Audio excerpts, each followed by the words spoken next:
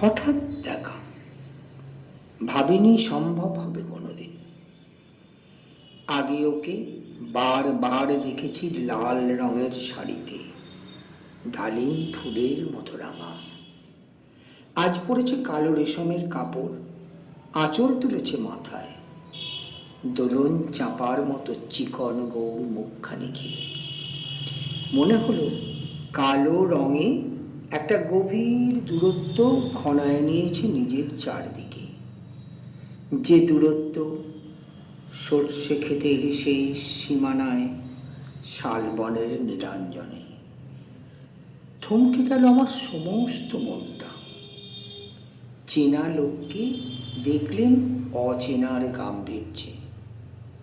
হঠাৎ খবরের কাগজ ফেলে দিয়ে আমাকে করলে নমস্কার। সমাজবিধির পথ গেল খুলে, আলাপ করলেন শুরু। কেমন আছো, কেমন চলছে সংসার ইত্যাদি।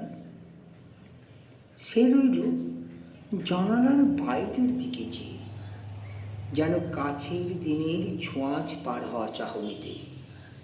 দিলে অত্যন্ত ছোট দুটো একটা জবাব, কোনোটা বা দিলেই না, বুঝিয়ে দিল হাতের অস্থিরতায়।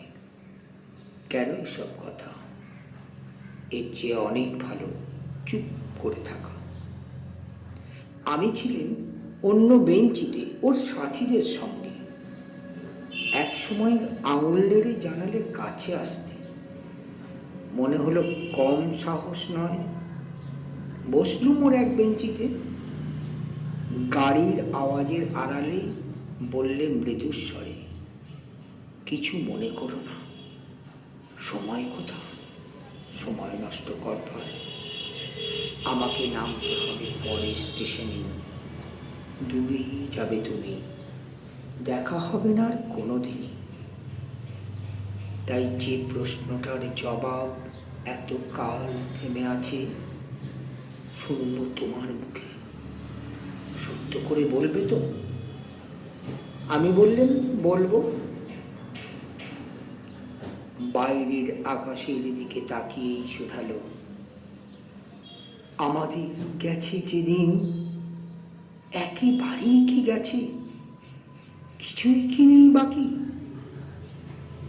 একটুকু রইলেন চুপ করে, তারপর বললেন, রাতের সব দাঁড়াই আছে দিনের আলোর গভীরে।